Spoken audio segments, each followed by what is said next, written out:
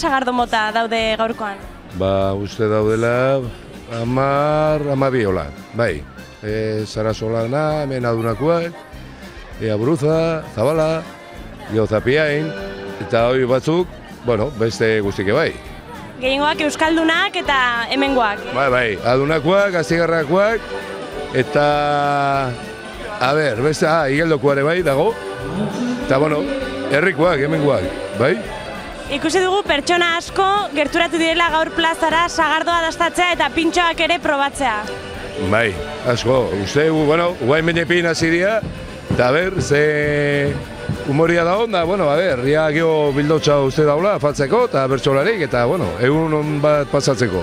Alkolarekin ere tripa betetzea orduan, Bueno, alkola gutxi, gu 0-0 edate dugu.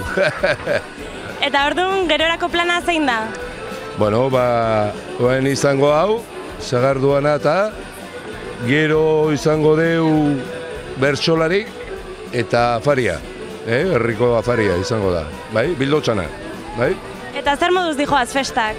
Oso ongi, atzo kuadrilen eguna izan gendut, 1500 persona egon ginean etxe ondot, bazkaria ingendut, da giroa oso harra izan zen, eta bueno, tamborra dare oso politatea zen, ez dakigu bilarko ingo gendut, egin behar dugu, jetxiera, baltzanak eta suspenditu nintzen zen, ura gehiagi etortzen zen, eta, bueno, bilarko egite dugu, bilarko itxian, oso polita izango da, hori etorri ikustea. Uste dugu bilar izango ala.